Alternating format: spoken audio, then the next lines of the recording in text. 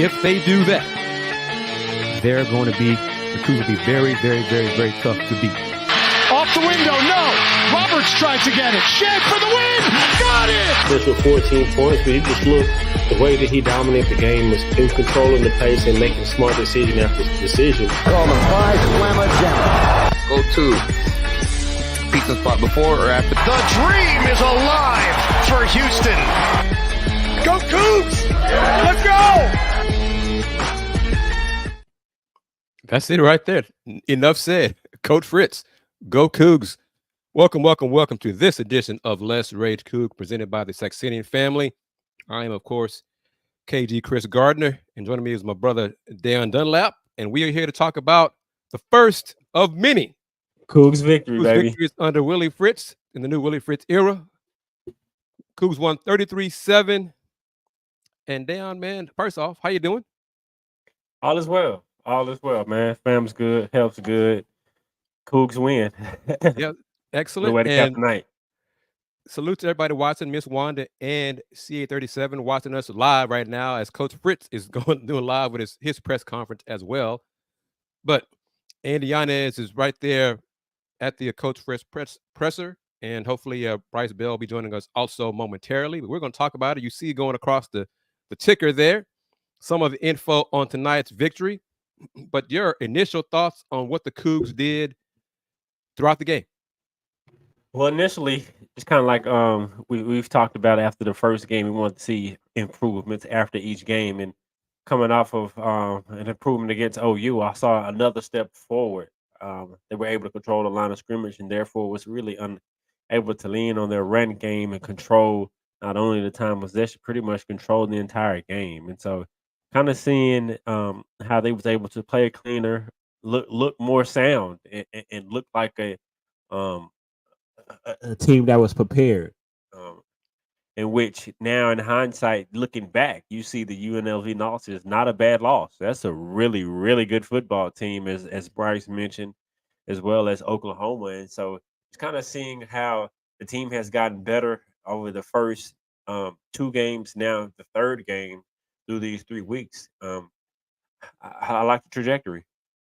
No, and we said it after game 1. I was not with you guys last week for game 2, but I hope fans realize, as Deion said, UNLV is a good football team. Yeah. As Kansas found out. Okay, so Probably been in the UNLV playoffs. is a good football team, and the Cougs were solid. We can talk about the personal foul against them, the targeting calls. I thought one was more legit call than the other. But the run game got it going. Still some stops and starts by the O-line. The tight ends got to block better. I think that's a concern. But it was methodical. The defense came through. First half of defense, the tackling by the defense was exceptional. That open field Defense tackling, been balling, man. it was just, one-on-one. They brought the man down, like, all the time. And that is great to see. But let me say it. You see the ticker there going across. They're going to salute. And thank you to BB's Tex Orleans for sponsoring the ticker. And BB's pick 3 on that triple play at a BB's near you. Visit bbstexorleans.com/locations and go get some good food there. But salute to the defense. It really is. They're carrying this team. Offense still has some kinks to iron out, but the defense is really carrying the team.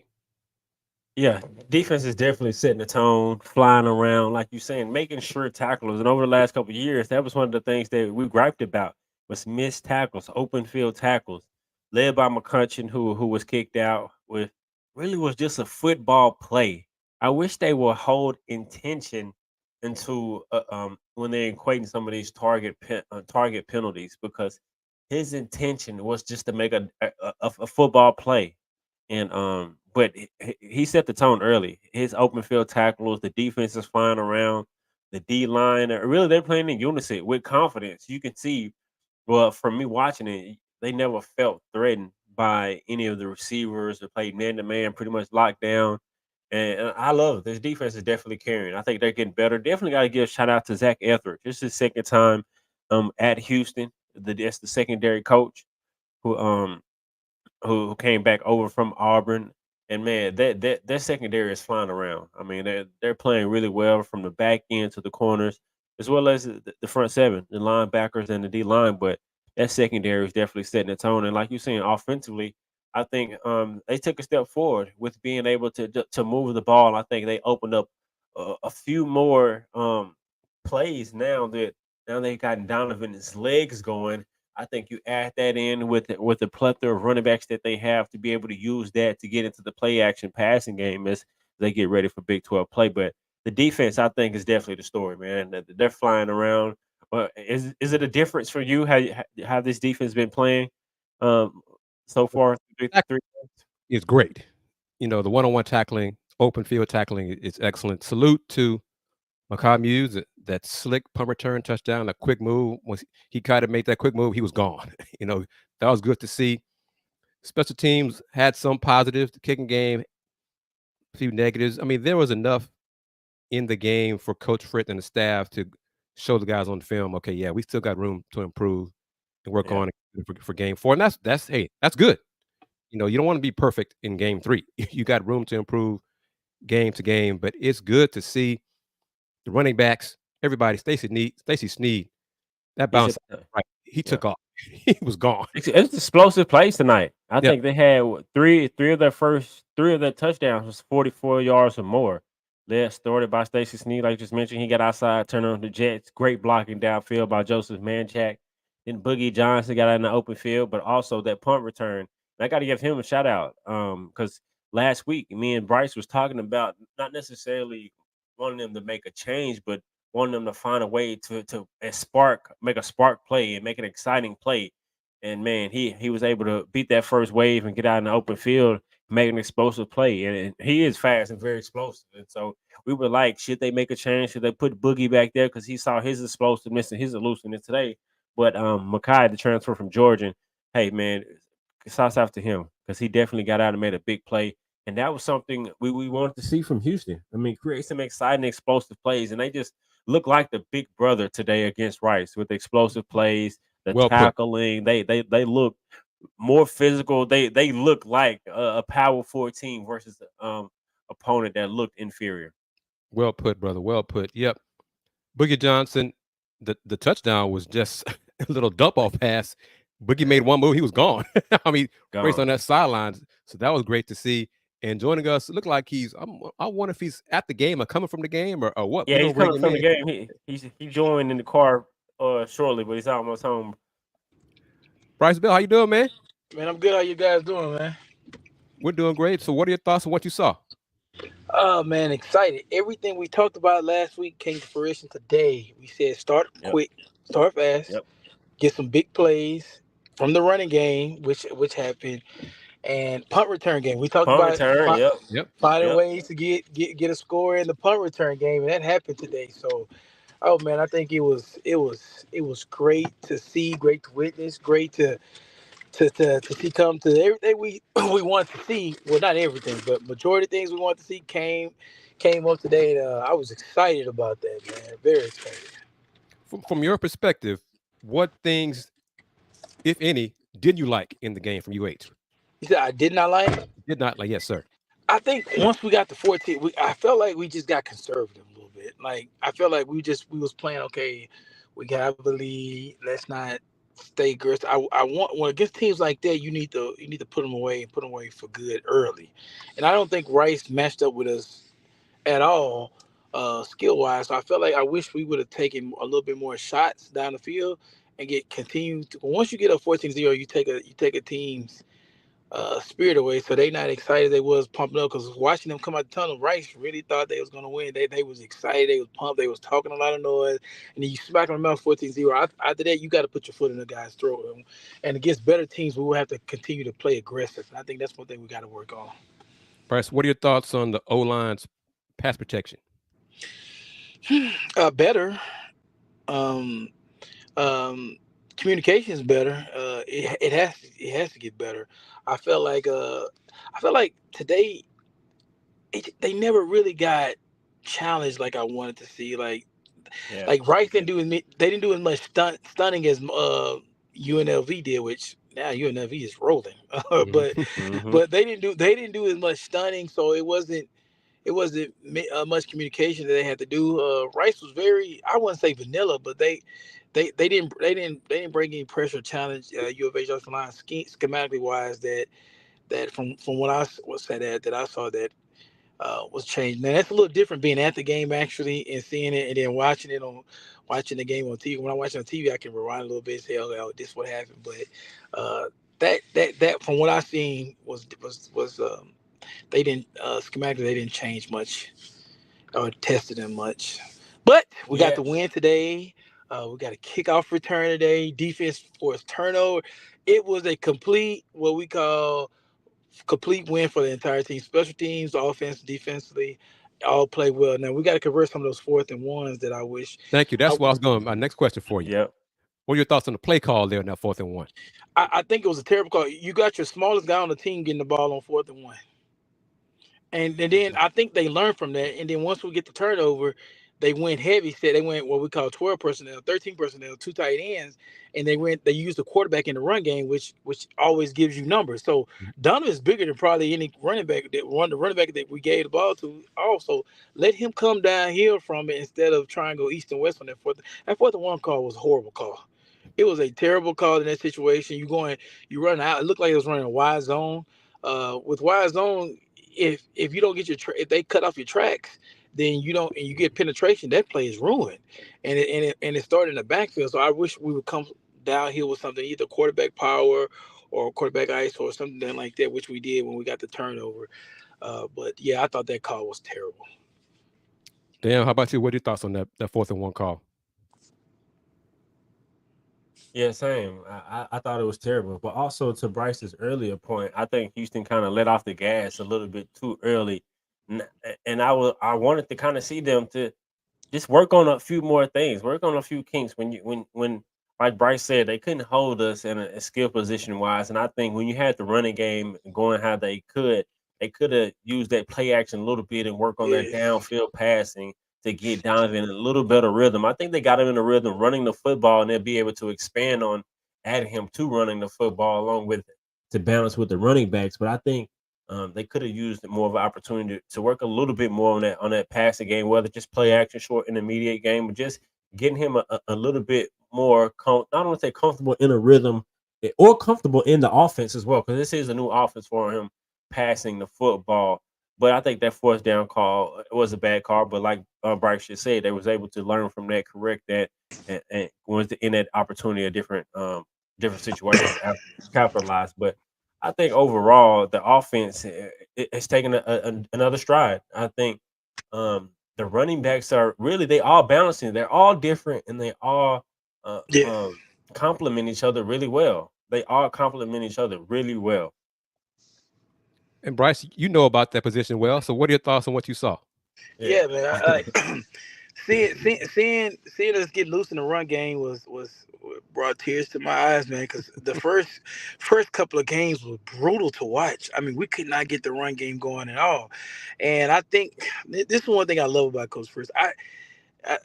He understands what this team needs, and he sees. And I think being I mean, of course, he's an established coach, but he attacks the weaknesses from the week prior. He understands the first 2 weeks we could not run the ball. And you can really tell that they put an emphasis on the week of running the football, and they're going to try to find guys who can run the football. And Yeah. and being a running back, seeing that and seeing your other guys break off runs, that motivates you, man. When I played.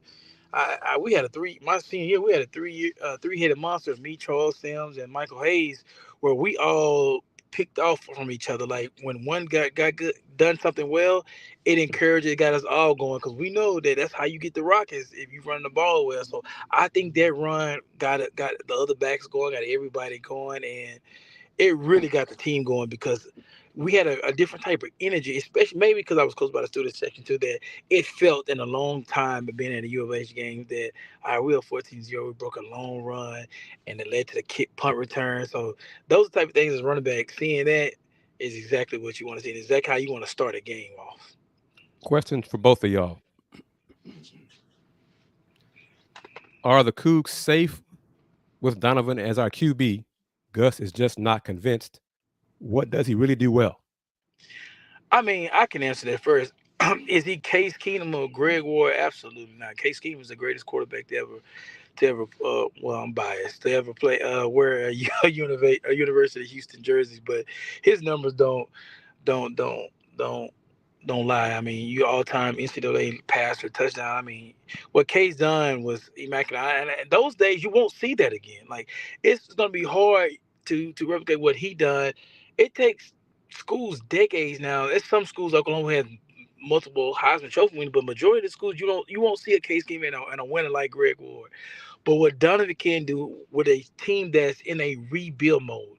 Greg and Case was not in a rebuild mode. Case started out the first year, but we started out high. So every year after that was expectation grew higher and higher and higher. Dunlap's not going to get that opportunity because 62 of his players transferred out. So it's a totally different team from the year prior. He looking up, he's seeing guys catching balls from Miami and Texas that were his receivers last year. They're not there anymore. So it's going to be a different in what he does this year. So I understand the frustration. You saw some great quarterback play from Kevin Cobb, Case Keenum, Greg Ward. It's been some awesome quarterback play.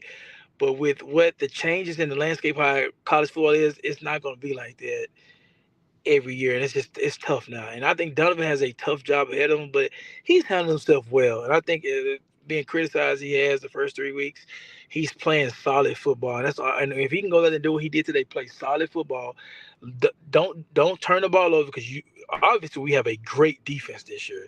So just play complimentary football.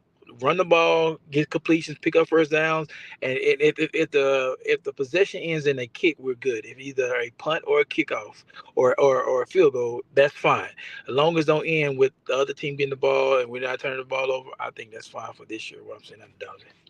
Dan, what No, do you it's say? well. No, it's well said right there by Bryce. I think just with this team, particularly this year. I mean, like Bryce just said, last year with the weapons he had, they're gone. They're at Texas. They're at Miami. The camaraderie. It was an older team, but what he can do well with this team, with this experience, I think with his poise, how he stays poised, I think that really bodes well for the offense. And I think now seeing through 3 games as the coaching staff really realize what they have.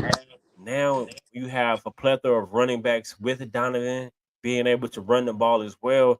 Now I think the game plan going into some of these games can be let's control the time of possession. Let's get in some of these Yes, third and manageable situations, 32s, 33s, to where we got the run pass option and you not have to put the ball in his hands and force him to beat you throwing the football. But he can do that either way. But I think you can. now he can play complementary football with these running backs, get it all going. And I think the way the Big 12 is looking and the way this defense is playing, he still, I mean, has a shot to compete. I mean, that's what you want. You want a chance to compete. And with the quarterback like Donovan, who has the experience, who's learned, who's realized that, hey, he doesn't have to be Superman, but in moments that he can make some plays that you can be like, wow, Yeah, that's what you need. And I have all the confidence in Donovan, no question.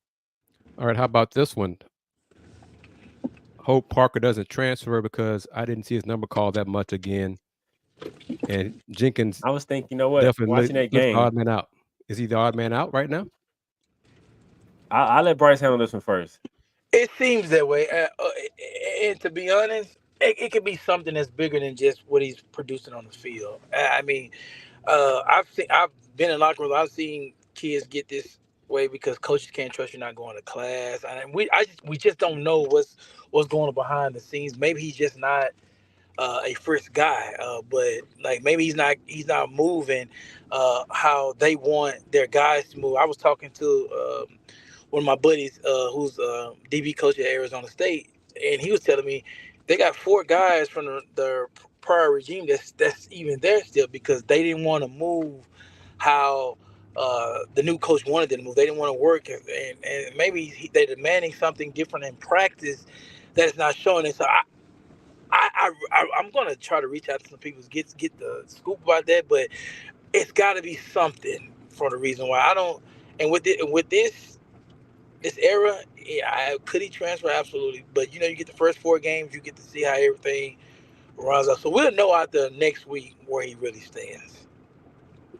Yeah, and I was, well, you know what, watching the game, and I just having those same natural thoughts, and so I'm wondering what it is. I think it has to be something because, especially with how they spreaded the ball out between Yeah. 4 running backs pretty much every night, and I'm like, okay, they're moving the ball, and with the way that they were doing it, they all complement each other so well. He's like a combination of a couple backs, and he Yeah. has the strength be able to fall forward and the speed to be able to take it to a house. So it has to be something. But just from talking to him and interviewing him the couple times that I did, he sounds like a really smart young man, Jose. So I wonder what it is. But like another good point that Bryce just made is he didn't redshirt last year. You got the 4 game rule, and that's something he should take in consideration for his future. If it isn't going the way he's wanting, because players have that opportunity now. And so hopefully that he keeps working, his number gets called, he stays ready. Yep. Yeah, I think it's something, but I'm coming from almost like a reality, cold reality perspective. If he's not a Coach Fritz guy, if he's done something, if he decides to transfer, I wish him well. Yeah. Okay, in the long run, Always. what Coach Fritz is going to do and what they're bringing in, they might bring in somebody as good, if not better than him next year. So it'll be on to the next. So folks, don't get wrapped up in, your fandom is great and it's appreciated, and thank you, much love everybody at the game tonight, the 28,000 plus that were there. But if it's not for him to be here, then let him go somewhere else, and wish him well and move on. And I tell my players now, I think that both coaches and players see it the same way now. I tell my players to get recruited. It's a business. You have to be selfish about your business. You are the CEO of your business. And Mm-hmm. because you're basically going to treat it the same way. It's their business. If you're not one of their guys, they're going to find somebody that's your guy. So I know as a fan, they get upset, man. What's going on there? They get really mad if they leave. They get mad at the players. But at the end of the day, the players have to look out for themselves because they are the owners of their own business. And as much as we don't want to say it, college now is a business for each player. Their brand, Mm-hmm. their everything, how they move is a business. So he has to make the decision.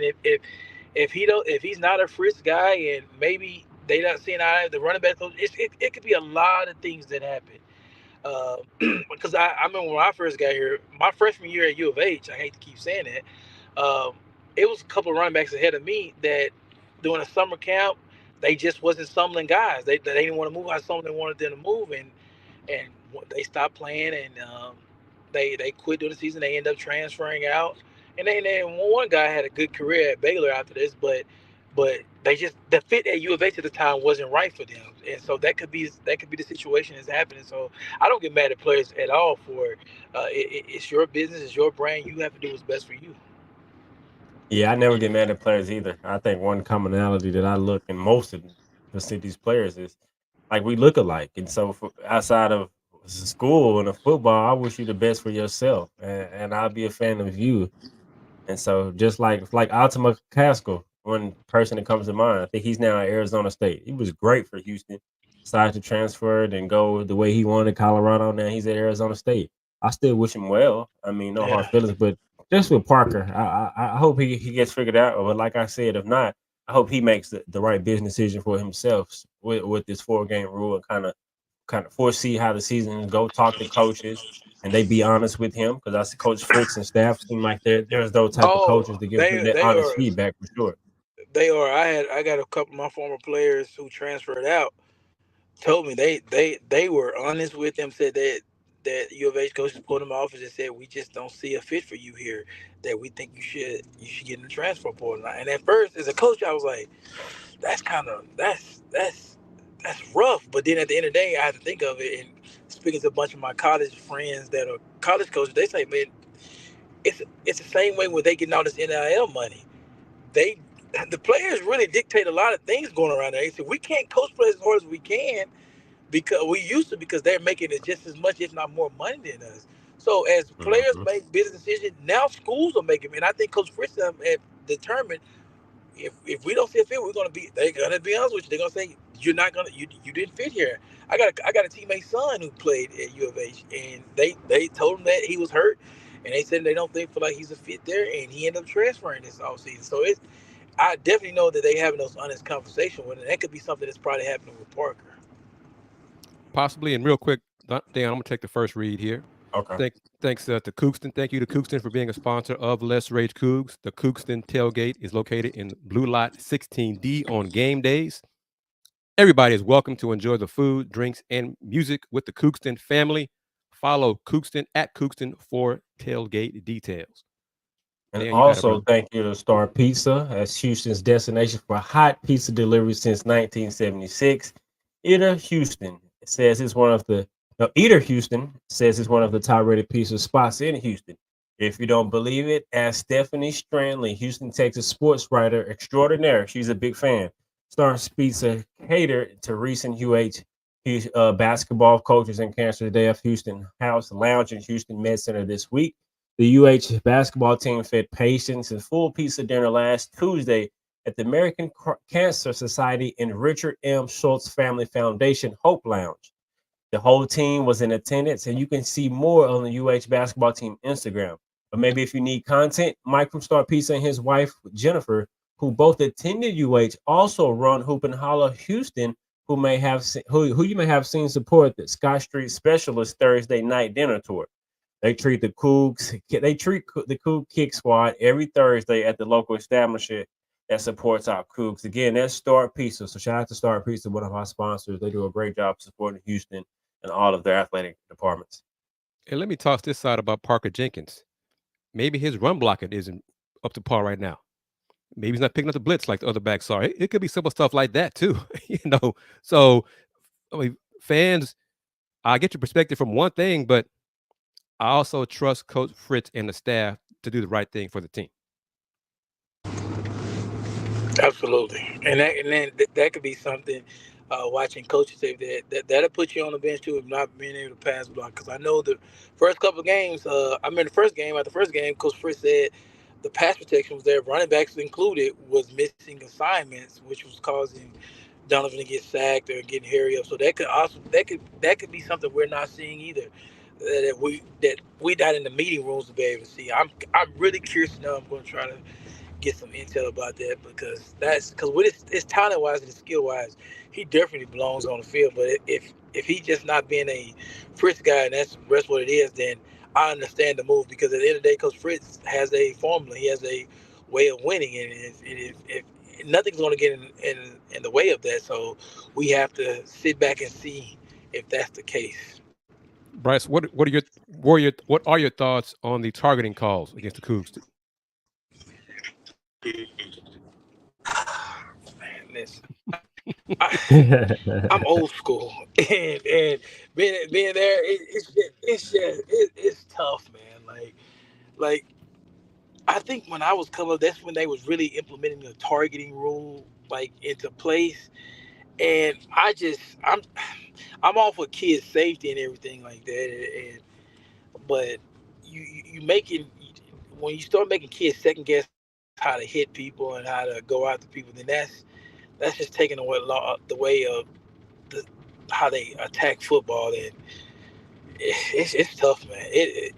I could say I couldn't play because you had to adapt to the ways and everything, but it's being a coach, coaching it now and seeing it, it's tough. It's really tough, and I think those calls were tough calls, but at the end of the day, it was the right call. That's why I mentioned this earlier. I think the referees or the replay system should equate intent on these win colonies because, like that McCutcheon one, that's just normal. That's just normal trying to make the tackle and intercept both of them. It's just normal football. Now, like technically, it's the right call, like you just said, but I think some of that you can watch the plays and there's intent to make certain type of contact, but some of these plays, the intent isn't. But it's tough, man. It's tough. I'm going to bring this up because I'm kind of curious, and I know we got some fans that just not happy with Donovan. as quarterback and his passing decisions. But like, Kris B saying Donovan doesn't throw the ball beyond the line of scrimmage, Well, Donovan doesn't call his own plays, right, Bryce? I mean, so he does what That's the coach right. tells him, right? That is exactly right. So, go ahead.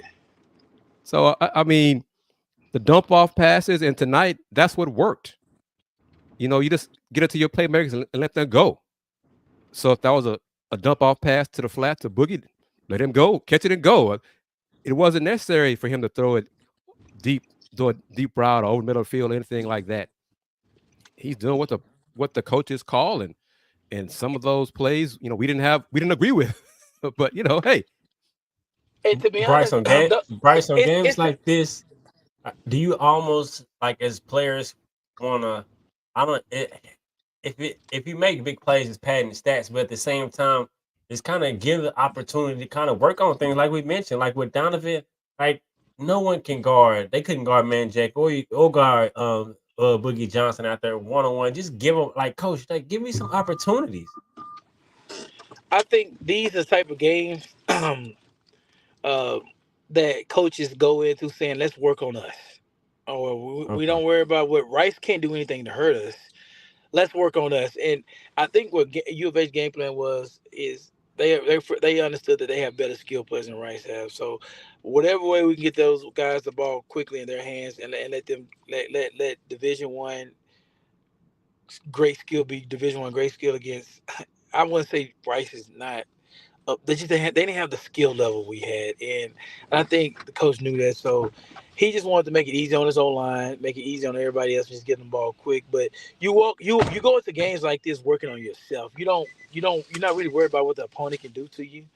You're just worried about how can you improve, how can you keep the ball on the field. And I think, like I said, once we got up 14-0, that was clear their plan was just like to work on some little details of things with us and instead of really like trying to be explosive, put their foot on the throat. Now, I as a fan of U of H, I wish we would attack them more. And as a coach, I would to instill greatness in your school, you in your team, you have to be able to get some type of mindset of we're going to score every time. I think the best thing that Coach Hogan or something did with us is we felt like when I played that we were the best offense in the country. So we had that same mindset. Let's score every single time. Let's score all the time. We no matter what. I played a race game where Case threw for 9 touchdowns. And we didn't have to throw for 9 touchdowns, but those are the type of games that we want to put our foot on their throats and work on us because we was undefeated that year, and we had bigger goals than just beating Rice. We wanted to dominate them, and I wish we could get that mindset again. And let's go out there and dominate them. And I don't care what the score was or what it is. Let's go out there and let's throw. And reading the covers, yes, I was part of that team when Case threw 9 touchdowns. It was amazing to be a part of. We scored 70-some points on them guys, and it was we was up 30, and we were still launching the ball because we had that mindset. Let's put our foot on their throats. And I wish that's the one thing I wish today they would have done. But they clearly had the mindset of let's just work on ourselves today. Before we play the Coach Fritz post-game comments, I just want both of y'all's thoughts on the difference in both teams this game compared to last season's game. Rice last year looked like they had legit D1 talent all over the field against the Cougs. Tonight, I mean, I struggled to see it, so for Rice, being honest, and EJ Warner, he's just too little. I mean, he's just too little, and his arm strength. Their freshman quarterback should be starting soon because he has a much better arm than EJ Warner. EJ, didn't he transfer from Temple? He was playing good at Temple. I wonder why he. But Rice. But last year, Rice they had a 6-year senior quarterback who was very experienced, and so that USC, quarterback play was a different difference, and you can see it. You got a good quarterback play. He can make everything else run very smoothly. That was the difference for Rice tonight. And Luke McCaffrey was there too. NFL, yes, who was NFL. So the talent level is a big difference for Rice. Now I think they have younger players that are. But outside of that, Houston was they was covering last year. McCaffrey, who was in the league now, so you give him credit. He was making plays, and so it was the difference. They had playmakers last year. They don't have any this year. But all right, let's play Coach Fritz's comments. And here we go. I want to remove this real quick. Salute to BB's for the sponsor of the ticker. But let's give Coach Fritz and hear what he had to say. Makai Muse, right up the gut. Everybody played smart on the play. There's no blocking behind the ball or any of those things. That kind of gave us a jump start. I thought we ran the ball very effectively. We had difficulties running in week 1 and week 2, and we ran the ball extremely well today, and that opened up the passing game. We had some of our good quick receivers get the ball out in the perimeter and turn short catches into long touchdown plays. And then defensively, we just played fantastic. I kind of put all those guys in at the end. Coach Woods probably a little upset we could have had us a shutout, but he just did a great job along with the defensive staff. I just wanted to make sure we didn't get anybody that, they were calling, pretty tight on targeting and things like that. And I wanted to make sure we had our guys ready when we start conference play next week. So I put some substitutions in there, but that's good though. Guys got a chance to get in there and show us what they could do. And some guys showed some good stuff, some guys showed some bad stuff. So we'll be able to evaluate them on tape. Anybody got any questions? Willie, to take what you guys did, especially in the second half last week, and carry it over this week, how much did that sort of mean, and then be able to carry that momentum? Well, I thought we made improvement from week 1 to week 2, and I think we made some improvement week 2 to week 3. But that's your goal. You want to get a little bit better each and every week. You don't want to stay the same. We just we're dialed in right now defensively. Really excited about how we're playing over there. We're tackling extremely well, especially that first group. And then, that offensively, the big thing, I've always been I always had a team that's been able to run the football effectively. We just had a tough time the first couple of weeks doing it, and we were able to do it. And there were, really 3 or 4 backs that ran the ball extremely well. Willie, to hold them under 100 yards until that last drive, what does it say about this defense? And I think it's good. I think we got some good front guys. We're able to rotate a bunch of guys up front and keep them fresh. Our linebackers, really do a good job of going sideline to sideline. I hope we're going to have Kendrick Gant back next week. And then in the secondary, we can play some corners and play a couple different guys in the anchor position, and then the safeties. I thought Kentrell Webb and AJ Halsey played very well also. We'll have next question up front to Manav here, and then Andy next. Hey Coach, you talked about it in the beginning, but how nice was it to have really just a complete performance all around from? Well, it's good. You always want to have that every time that you play. But sometimes that doesn't happen. Maybe the defense got to carry the offense and the special teams, or special teams got to carry the other 2 phases. You never know how it's going to play out. But you're always hoping that you play well in all 3 phases. When you do that, that's how you win. Ball games, big. Coach, what did you see from Donovan Smith tonight? Seemed like he was a lot more involved in the rushing attack as well. Was that just Bryce matchup, or what did you see in that? Well, in this day and age, you got to run the quarterback some. That way you play 11-on-11 football, and he just handed it off. You're really playing 10-on-11 football. And I thought he started off slow, and then I just thought he gained momentum throughout the game and played better and better. Second quarter, third quarter, fourth quarter, and he's gaining some valuable experience. Coach, on 3rd down, Rice started 0 for 11 today. What in the game plan made that possible? I think Coach Wood does a really nice job of game planning, number 1, and number 2, implementing the game plan with the players, and then they got to carry it out.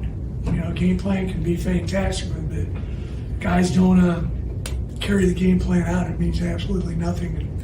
And, we're very detailed in what we do, and I had to stop him from having a meeting today. It was a meeting for a long time, and I was like, man, hey, we got to give these guys a little time to get off their feet, But he's very detailed, and that's what we want to be with our guys.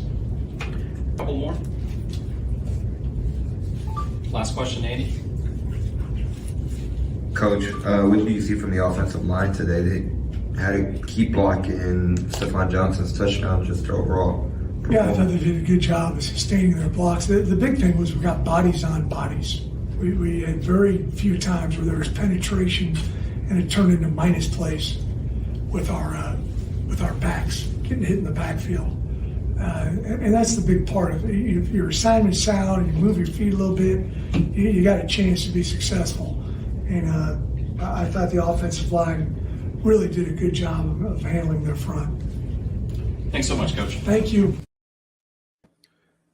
UH head coach Willie Fritz, post-game comments from him after the Cougs 33-7 win over Rice in the Bayou Bucket. I saw a question from a viewer. Here's the answer for it. The Cougs are 34-12 against Rice in the Bayou Bucket. So you can call that a rivalry or not. I don't really call it a rivalry. The city matchup, 34-12 is not much of a rivalry. But anyway, you get the idea. So what are your thoughts on what Coach Fritz said? Some of that stuff we touched on our own. Yeah, he was excited to see bodies on bodies, and that's the biggest thing in the run game. Covering up somebody and let your backs be backs. You don't have to be the greatest maulers in the world. You don't have to be the Dallas Cowboys in the 90s, Larry Allen, them, or some piece. You don't have to be that great. As long as you put body on the body, your backs can make cuts off of you and make them right. And that was the biggest thing you saw in the big runs. And I think Coach Fritz hit on that well. And I think that's something that we're going to have to do going into conference play, because with the defense that we have, if we can be able to run the ball and shorten the game up, we'll be in every game. Mm-hmm.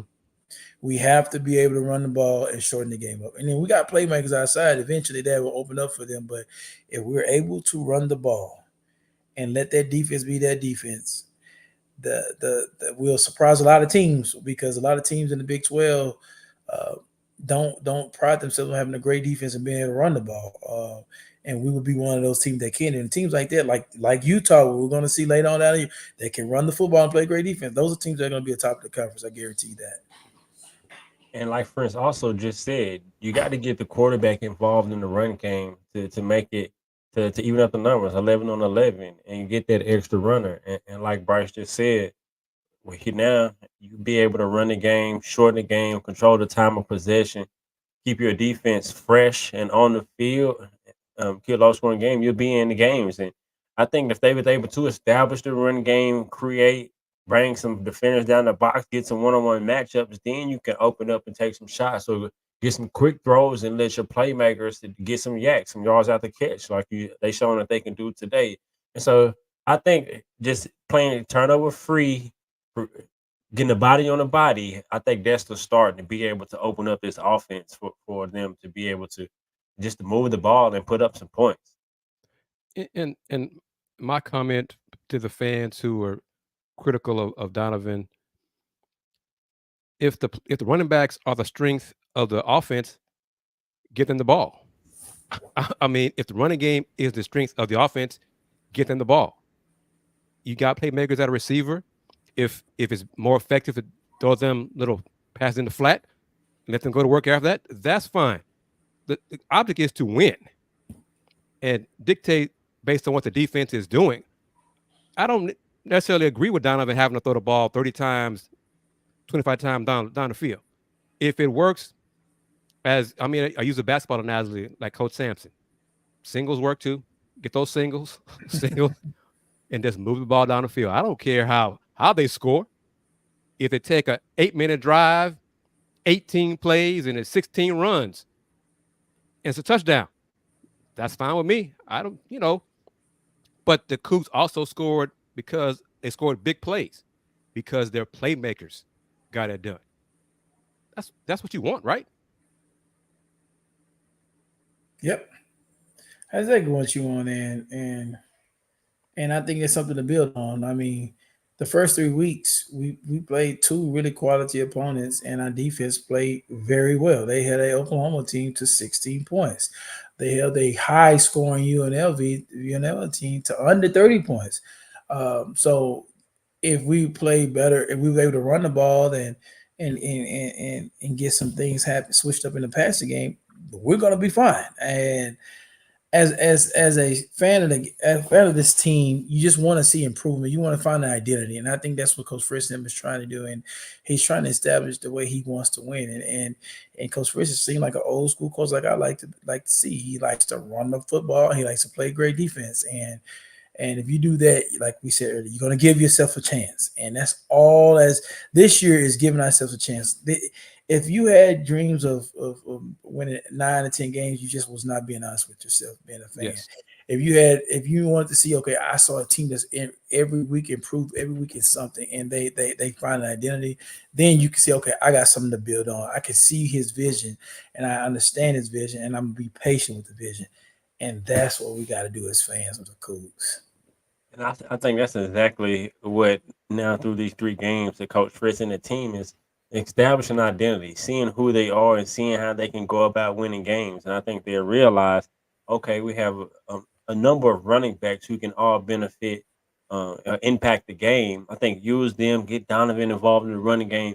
Now that opened up our passing game with our defense, I think they're establishing identity, like Bryce saying. And within that, I think like they can be competitive. They can compete. I watch college football pretty much all today for Big 12 games, and I'm watching these teams. And with the defense that they have and playing that with this style, they can compete in these games. And Donovan's shown that he can make enough plays to actually win games. Go back to Baylor last year. He can make plays to win games. So just like stay patient and now you don't want him to have to throw it around and then maybe it's a turnover. It's like, nah, I think this is I think their approach is very well. And seeing some of the comments, they piggyback what you just said, when people saying he's not throwing it down the field, not throwing it in the middle of the field, that's where the interceptions happen. Yes. And that's where the turnovers happen. And I think Coach Fritz didn't realize that if we don't turn the ball over, we're gonna be in games. If we don't beat ourselves, we're gonna be in games. Our defense is good enough that if we just play combat football and we end every possession either with a punt or a field goal or extra point, 1 to 3, we're gonna be okay. Andy Yanez, how you doing, sir? I'm doing great, Chris. How are y'all? How are all of y'all doing? Good. We're doing great. We got some folks who were, it was Rice and Donovan's not passing the ball well enough and all those kind of things, but we're doing great. Hey, a win is a win. They got the Bayou bucket back, and you can't say it was against Rice because last year Rice came in. Well, I guess we went over there to Rice Stadium, and they took the Bayou bucket from us. So it was nice to flex our muscles a little bit. Real quickly, Bryce, so I was listening to the show as I was in the press conference, and one of the things you said about when you played, the offense in particular, y'all had that mentality where you guys wanted to score every single possession that y'all had the ball. And I think the mentality, there is one unit that has that same mentality, but it's not the offense, it's the defense. And we're going to hear a clip from Jalen Gardner in a bit, but he it's almost like if he heard you verbatim, word for word, he almost reiterated the exact same sentiment. Hey, I know that fans, they want to focus on offense, Donovan Smith, the struggles, all this and that, but this defense, they are phenomenal. They are going to be able to carry this team, like you guys said. If Houston takes care of the ball offensively, don't make mistakes, they're going to be in a lot of games, if not every game that they play this season, because they are that dominant. And they have that mentality that they want to go, honestly, they want to go destroy opposing quarterbacks night in and night out, week in and week out. And there was a great stat that was brought up during the post-game press conference, but this U of H defense has picked off every single quarterback they played this season, obviously not counting the backup that Rice played at the end of this game. But, I mean, this defense is special. They have, for year one, the turnaround that they've made is phenomenal. And that's going to be the identity of this team. That's how they're going to win ball games, if they can really carry that defense and the offense can do enough to be able to pull out victories. Right. And let me say this. Okay. As Bryce said earlier in the show, Donovan Smith is not Case Keenum. Donovan Smith is not some all-time great U of H quarterback, but his job is to keep his team in the game and not make mistakes. With this year's team, he should not be asked to throw the ball 30, 35, 40 times. Run the ball. The strength of this team offensively is the run game. if you run the ball, you keep your defense fresh, because there were fans last year. Well, I mean, the Cougs pass the ball so much, defense gets tired because on the field so much. So which is it? You can't have it both ways. I mean, how do you want them to win? You want the defense, this year's defense is better, right? We agree. Well, Doug Belk last year was a problem. Offense ran the ball more. We could, okay, well, this year's offense looks like winning game, not going to better opponent, yes, on the road. But this year's team looks like it's going to be the running game, not the passing game. But the defense will keep the Cougs in games week in, week out this year. And I love that because I'm old school. Defense, smash mouth, win football like that. Yeah, man. As Andy said, all great units have a type of swagger about themselves that they want to be in that situation. The defense wants to be on the field because they know if they're on the field dominating, making plays, they can spread the energy out. And most time, it's very rare you find a team that's dominant on both units. When I played, I don't think we ever had a defense that finished in the top 90 or whatever, but we finished all 4 years in the top 10 on offense, where we was the unit that wanted to carry. So we was a unit when it's time. If it was time to make a play, we wanted to be on the field. And that's just the character traits of a great unit. And I think defensively, you can tell the swagger they're playing with, especially their secondary and their D-line. My goodness. They are getting after the quarterback, and that secondary as we stated, week one, I thought we had one of the best secondary in the country or whatever. So we are really getting after it on that side of the ball, and let's play this type of football. I know it's not the sexiest thing where it's not Case Keenum throwing 9 touchdowns versus Russ. It's not Greg Ward not running around the field making plays like that. But what it is it is a defense that is keeping us in games like they did against the top 15 team last week on the road. They're dominating up front. Let's let them continue to do what they do, and let's find ways to when it matters most. Let's make plays offensively. Andy, do you want to play? Want me to run a clip from Jalen? Yes. Let's go ahead. Let's hear what Jalen Gardner had to say following Houston's 33-7 victory over the Rice Owls. Well, Jalen, I was going to do it, Well, Andy. Jalen, what's the on the defensive side? What's the mood like coming off of a performance like that? We know who we are, and we'll show y'all every week. That's what I can say about that. We know we can dominate people, and we know we can move on to the next game, and next game, and next game. Who is this defense then? I mean, what is the identity that you guys feel like you're developing? A dominating defense. No matter what, no matter the obstacle, no matter who we go against, we're gonna dominate you. How confident are you in the game plans and the scouting reports you guys are getting? And how much a difference does that make, defensively? Could you explain that? I'm sorry. Just the preparation that goes into. Honestly, Coach Wood does a great way of just finding a way to find the little weaknesses of each and every different team, and honestly, it works every week. With Oklahoma, we had something different for something we had for Rice, but honestly, it's still the same thing. We technically weaknesses and we dominate. You guys withstood a few losses to targeting and Latrell and Jawan, so how does that kind of show the depth of the defense as the results didn't change after those? Honestly, it's always next man up. It's always the next person up, so we'll be fine, honestly. Latrell and Juan made a great play, even though it was unlucky. It was a targeting. It's always next man up. We'll be fine. As the game kept going and y'all kept dominating Rice, could y'all feel that was affecting them mentally as the game went on? Honestly, I definitely do feel like it was affecting them mentally.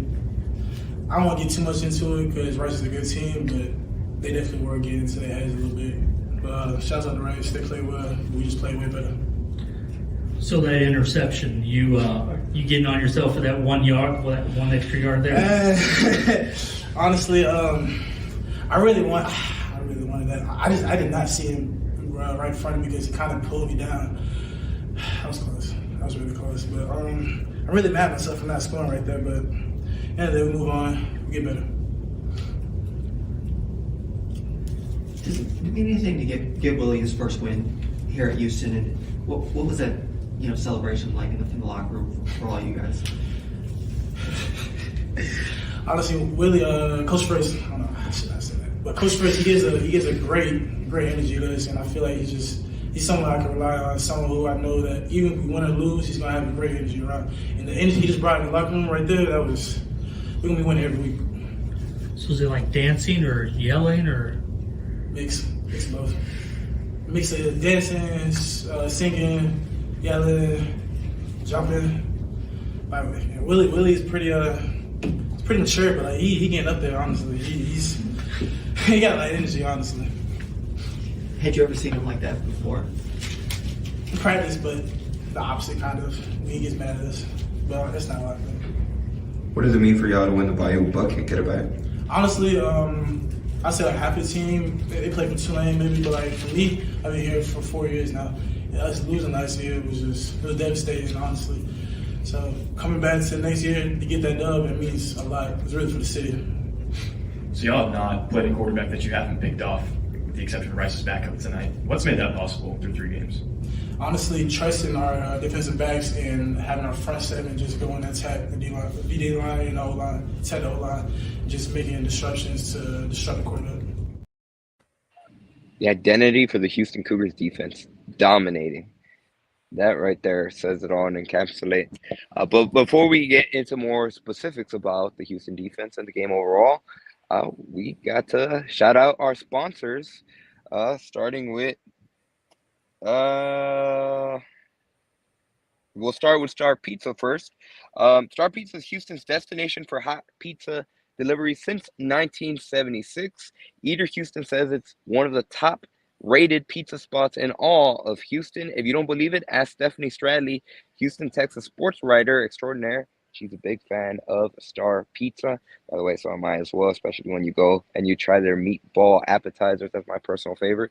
But Star Pizza catered the recent University of Houston men's basketball coaches versus Cancer Day at Hope House Lodge in the Houston Medical Center earlier this week. The UH basketball team fed patients full of pizza dinner last Tuesday. The American Cancer Society, Richard M. Schultz Family Foundation, Hope Lodge. The whole team was in attendance, and you can check more. You can, if you weren't interested in seeing more about that, you can check it out at the official Houston Cougars men's basketball team Instagram. And once again, a big thank you to Star Pizza for being a sponsor on this episode of Let's Rage Coug. Be sure to check them down on social media at Star Pizza HOU on Twitter or on their website, starpizza.net. Excuse me, I'll say this.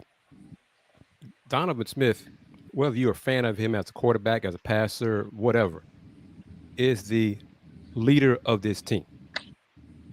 Okay, no doubt he is the leader in the locker room. Bryce, based on what you've heard, would you agree with that? Absolutely. So, Absolutely. As the leader of the team, why would you bench your leader of the team if he is running the plays that are being called and asked of him to do? So the coach is saying, Bryce, throw it in the flat. Bryce does that. If the coach says, Bryce, hand it off, Bryce does that. So he is the no doubt leader of the team doing what the coaches want him to do. So why would they play another quarterback? Make it make sense to me, Dayon. Help me out here. Make it make sense to me. Yeah, I think it's just really fans just really wanting to see exciting football in the sense of high scoring points.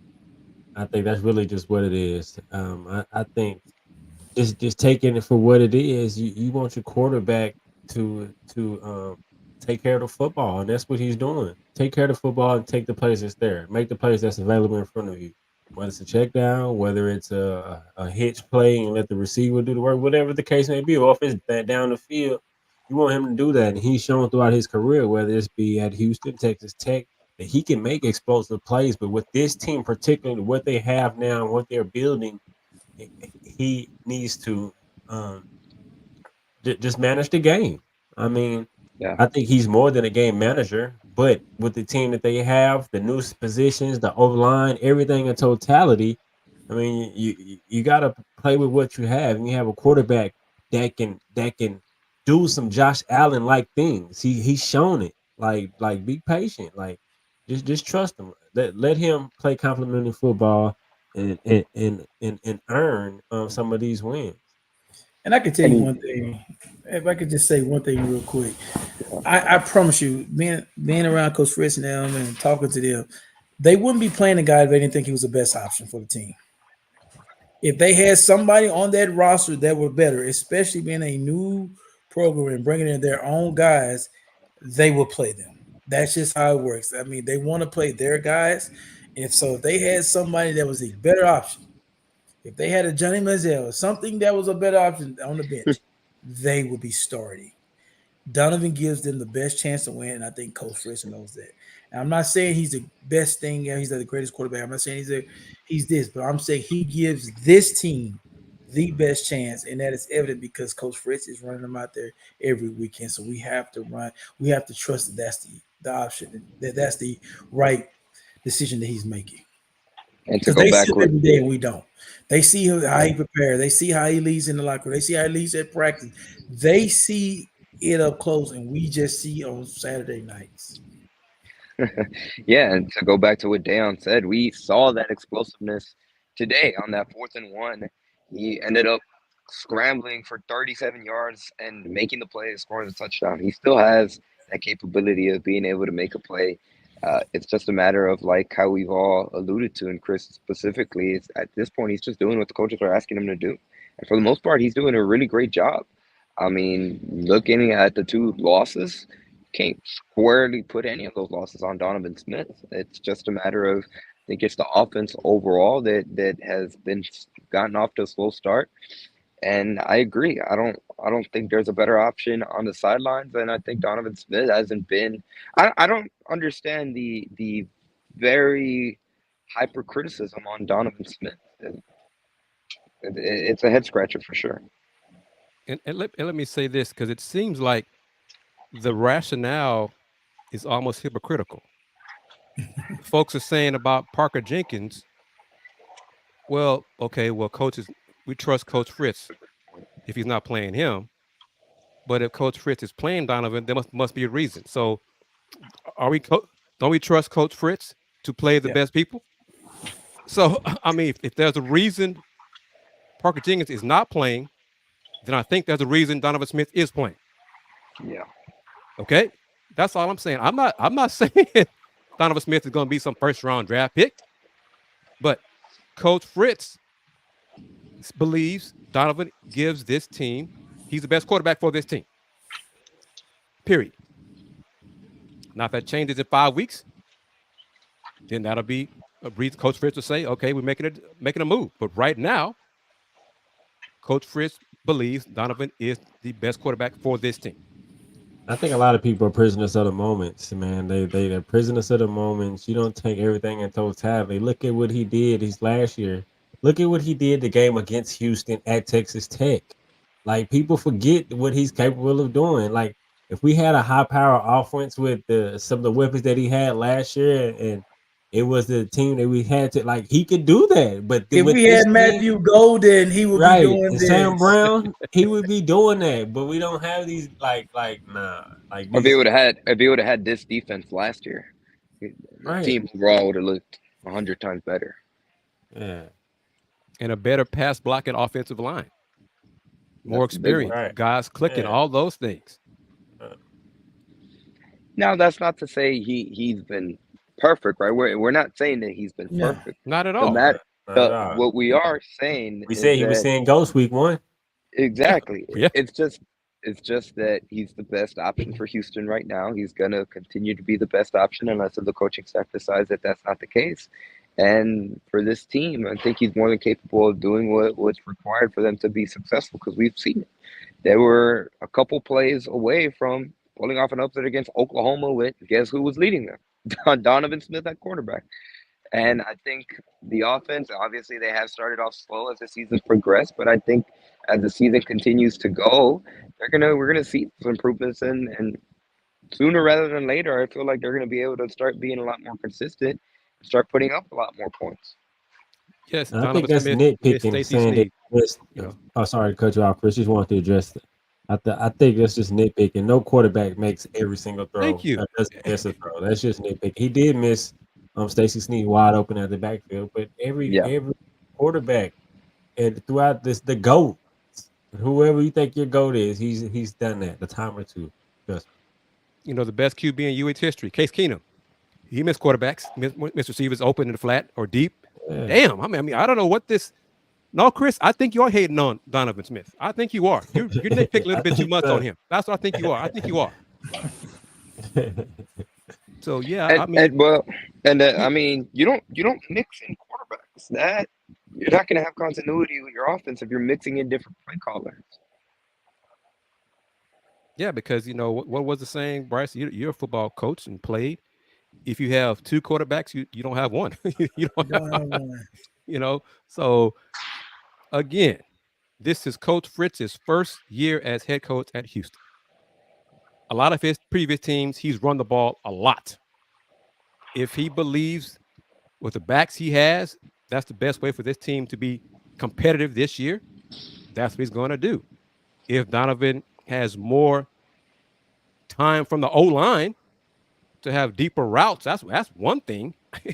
Because, you know, to throw the ball deep, you need to have time. You got to have guys protecting up front. There hasn't been a lot of that. Let's be real about that too. Yeah. Yep.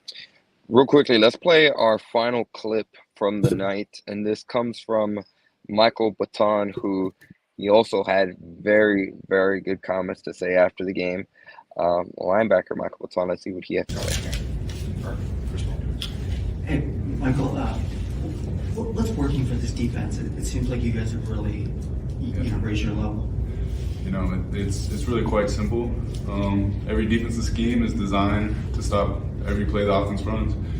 We've done a good job of doing our job, and then of course rallying to the ball after that. And I think that's what defense is all about. You do your job. Once your job's taken care of, rally to the ball, because you know we can be confident. You know, if someone comes in and flying around and they miss a tackle, the next guy's coming to clean it up. And I think we've done a really good job of those two things, and that's what's been working for us. Michael, they only had one play cross midfield until late in the fourth quarter. When you do that to a team, could you sense the frustration maybe, or just how you kind of imposed your will on them? Yeah, no doubt. I mean, I've been on the other side of that, and I know what it feels like. They were definitely demoralized, and they couldn't get anything going. We got them out of the run game, and we were just so much more athletic than them. The passing game, they couldn't get open, they couldn't get separation, and we brought pressure to their quarterback. And as you saw, he left early, whether with an injury or whatever. Prayers up to him. But we definitely, as they say, took their soul, and that's what we plan to do.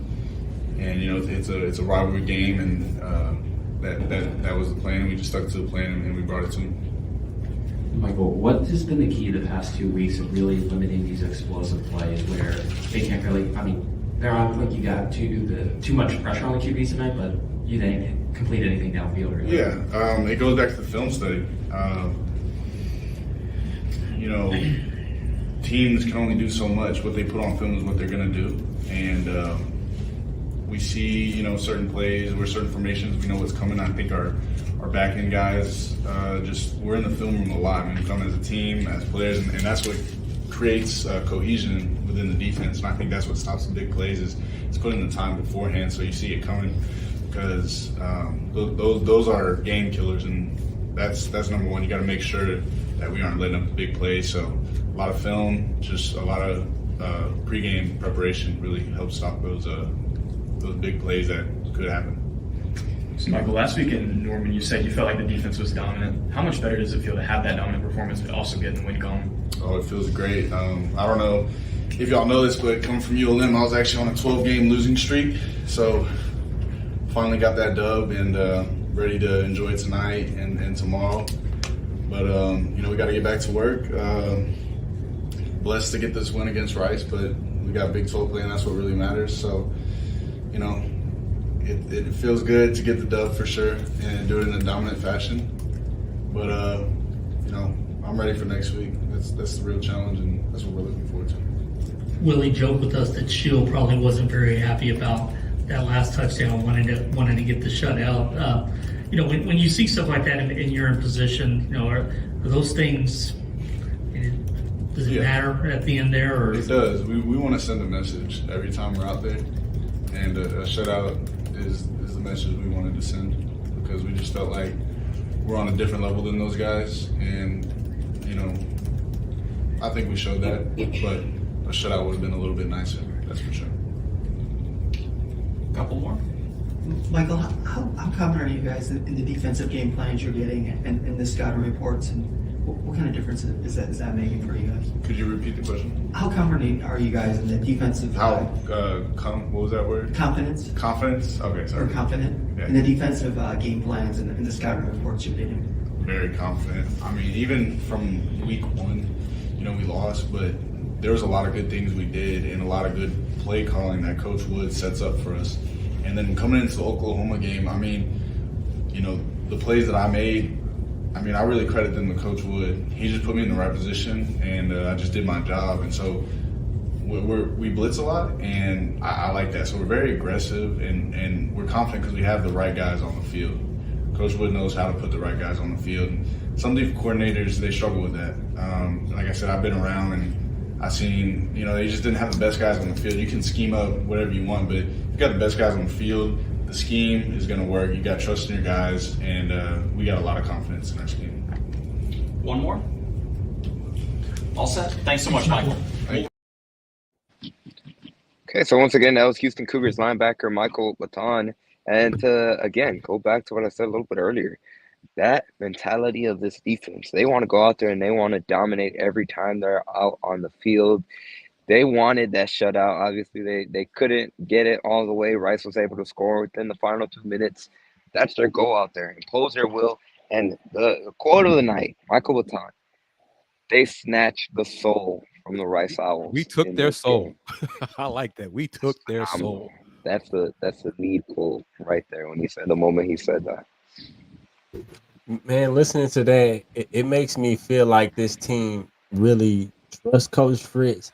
Is really buying into the message on a game-to-game basis. Because you, like Bryce said earlier, you can tell the things that they want to focus on working on because they improve in those specific areas in these 3 different games.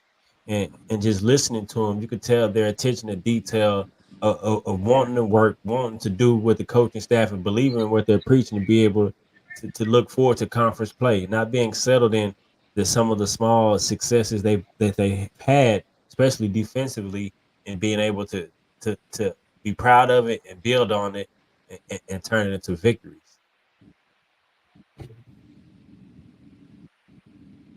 Well, coming up next is Big 12, or up next for the Houston Cougars is Big 12 conference play, and another familiar opponent, the Cincinnati Bearcats, who obviously similar along the same boat, jumped with Houston, or made the jump from the American Athletic Conference to the Big 12.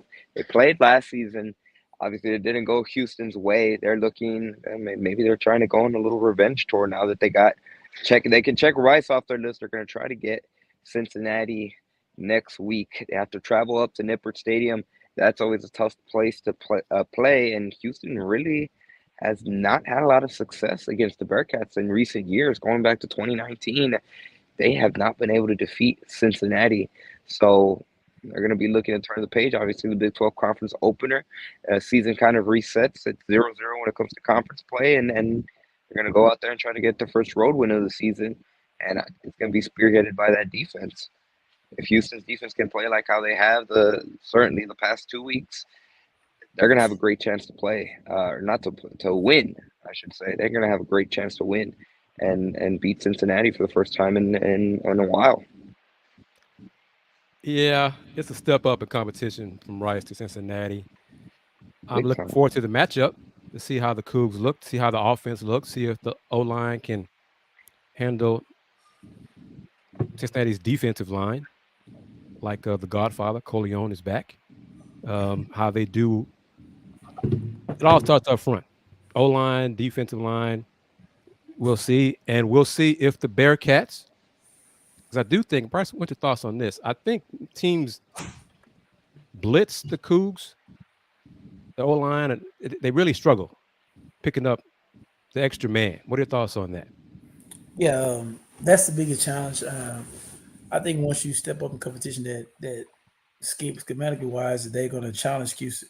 Houston, even if they don't blitz, they're going to run more NT stunts, TE stunts, tackle in stunts is what we call it when the tackle and the defense end stunt pick each other out, try to confuse the line.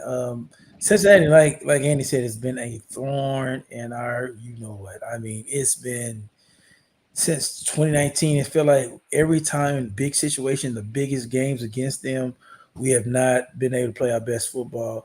But I think this is the first year that I can remember that we really have nothing to lose against them this year. Like we don't feel like we're playing for as much, not like a conference championship like we were back then. Right now, I think we're going in feeling we're going to probably be underdogs. We'll see what Vegas. I haven't seen the line yet with that. But most likely They we'll be will. underdogs traveling out there to Cincinnati. And with the defensive mindset, it'd be something to build on and to see us go out there and play a really solid Cincinnati program. So I think this will be the first time in 4 or 5 years that we really it's no expectation as to win. I felt like one year we should have won it. I think it might have been. I can't remember the year exactly. I felt like we were a better team, but they had the experienced quarterback. They got drafted by the Falcons. Yeah, Ritter. they were solid at home. I think if that game was at Houston, we would have won that game. I felt like whoever the team was going to host it that year was going to be able to come out successful. And I think this will be the first year in 5 years that we actually go out there with nothing to lose, playing with house money. And I think this what makes us dangerous versus Cincinnati. And that's 11 o'clock kickoff on FS1. Yeah, early kickoff. I think that experience from last week at Oklahoma gave the team a lot of confidence now going to their first Big 12 game on the road. I think I expect them to be ready to play and kind of come out fast, start fast. Let me take this, Andy. Let me go ahead and just thank BB's for sponsoring the ticker, but also mention their pick 3 on the triple play at a BB's near you. Visit bbstexorleans.com/locations. And let's also thank Star Pizza for being one of the other sponsors on today's show. Star Pizza is Houston's destination for hot pizza since 1976. And if you don't believe our word for it, go ahead and check out Eater Houston, who says it's one of the top rated pizza spots in Houston. And if you still don't believe them, also check out what Stephanie Stradley, Houston Texans sports writer, had to say about Star Pizza. She was also a big fan of the pizzeria. Like I said, they have 3 different locations throughout the city of Houston, and Star Pizza recently catered an event with the UH men's basketball team that was really all around really wholesome to see. The event, which was Coaches versus Cancer, a day at the Hope House Lodge in the Houston Medical Center. The Houston basketball team got fed. They fed patients actually Star Pizza dinner last Tuesday, a part of the American Cancer Society at the Richard M. Schultz Family Foundation Hope Lodge. Again, if you're interested in seeing more about that, be sure to check it out on the official UH Cougars basketball team Instagram. And again, a big thank you to Star Pizza for being a sponsor on this episode. And quite frankly, they've been a sponsor since day one. So be sure to follow them on social media at Star Pizza HOU, or visit them online at starpizza.net. They have lunch specials throughout the week. And of course, they have their all-you-can-eat pizza lunch buffet on Tuesdays and Fridays during lunchtime. Chris and I can attest to that buffet. It's pretty good. They have a lot of variety of options. Yes, sir. Chris, what's your favorite, the dessert? The dessert pizza, yeah, it's decadent, man. Yeah, it is. It's awesome. I'm a sucker for their appetizers and also for their crust. There's something about that Star Pizza. Yeah, Bryce, we gotta meet up there one day, man. All 4 of us and pig out. Yeah, let's do it, man. You're making me hungry right now. We also got to give a thank you to Coogston for being a sponsor on Let's Rest Cougs. The Coogston tailgate is located in the Blue Lot 16D on game days. All are welcome to enjoy the food, drinks, and music with the Coogston family. Follow them at Coogston for tailgate details. I actually stopped by their tailgate today. Long story, but I ended up having to park over there for today. And I figured since I'm already there, I might as well stop by the tailgate. And they're just the best. Shout out to Felipe, who really it organizes it, and they welcomed me with open arms, and they even fed me. So and it ended up turning into a positive. I had to park all the way out there, dang near by I-45, but I digress. Were you recognized? Were you getting the star treatment? Well, I know Mendoza because we go a little bit back, going back a couple years. So he's always great. And then the whole tailgate's great. Especially like I said, they had barbecue chicken today, and the name of the guy that catered the chicken, he owns his own place. His name's Andre.